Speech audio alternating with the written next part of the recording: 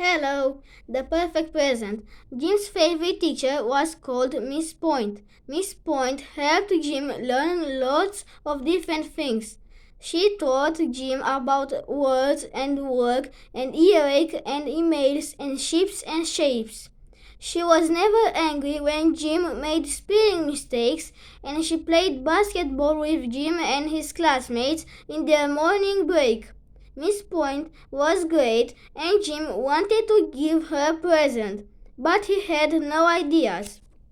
Jim went for a walk along the river and then sat down to think. He watched the water. He watched a frog that jumped off an old boat and caught three fat flies in the river plants. He watched a lizard that slept on a rock. He watched two bees that buzzed in circles above some ducks. "It's so beautiful here," Jim said. Mr. and Mrs. Star and their daughter Grace liked walking by the river too.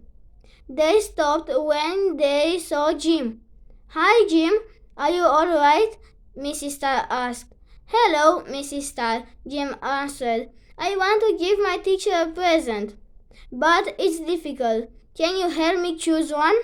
"We can try," said Grace. "What does your teacher like?" "She likes the internet and trips on the train, and she loves weekends," answered Jim. "But I can't give her those." "No," said Mr. Star. You can't. "What color does she like?"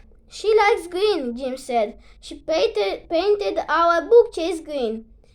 "I'd like to give her a green apple tree or the prettiest green parrot in the world, but I can't do that." "No, you can't," said Grace. "Apple trees look nicer when they are growing in a field, and parrots look prettier when they are flying in the forest." "How about a lime or some peas or beans?" asked Mrs. Star. "They're green." "No," said Jim. "I don't want to give her any of those things." "Then a salad?" asked Grace. "Yes," said Jim. "She likes salad. My aunt grows salad leaves in her garden. I can take her some of those." "But that's not enough." "Well, does she like the color blue?" asked Mr. Star. "Yes," said Jim.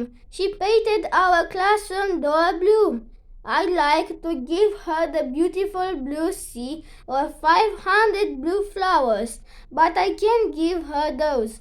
"No, you can't," said Grace. "The sea looks nicer next to white sand, and blue flowers look more beautiful when they are growing in the green grass." "What about a blue bowl or a pen or a blue watch?" asked Mrs. Star. "No," said Jim. "I don't want to give her any of those things." "How about some blue grapes then?" asked Grace. "Oh, she loves grapes. That's a fantastic idea," Jim said. "And we grow grapes in our garden. I can take her some of those." "But that's not enough." "Does she like yellow?" Mr. Star asked. "Yes," answered Jim.